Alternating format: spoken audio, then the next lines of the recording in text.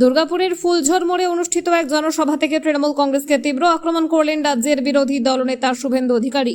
তিনি অভিযোগ করেন, রাজ্যে হাজার হাজার কোটি টাকার দুর্নীতি চলছে এবং শাসক দল সেই দুর্নীতিকে আড়াল করছে। তার দাবি, নদীর পাড় ধ্বংস করে দেওয়া হয়েছে এবং নদীর অস্তিত্বকেও বিপন্ন করা হয়েছে। শুভেন্দুর অভিযোগ, বৈধ ঘাটের আড়ালে বহু অবৈধ ঘাট চলছে, যেগুলি পরিচালনায় রয়েছে তৃণমূল নেতাদের সঙ্গে যুক্ত মাফিয়া চক্র।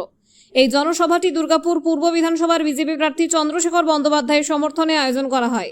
সভায় উপস্থিত ছিলেন দুর্গাপুর পশ্চিমের বিজেপি প্রার্থী লক্ষণ ঘরুইও। সভা মঞ্চ থেকে রাজ্য সরকারের বিরুদ্ধে একাধিক অভিযোগ তুলে ভোটের আগে রাজনৈতিক উত্তাপ আরও বাড়িয়ে দেন বিরোধী দলনেতা। পশ্চিমবঙ্গে কাটমানি সিন্ডিকেট, তোলাবাজি, গরু পাচার থেকে শুরু করে এই রাজ্যে হেন কোনো অপকর্ম নেই।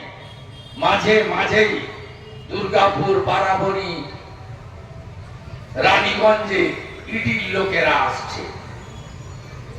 কেন আসছে? একদিকে বিখ্যাত কয়লা কেলেঙ্কারি,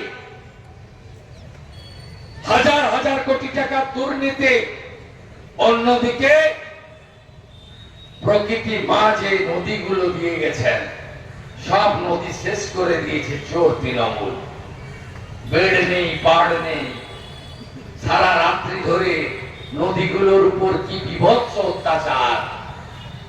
জেসিবি মেশিন, বকলিং, নদীর বেড়ে দেওয়া যায় না, 2 মিটারের বেশি খনন করা যায় না।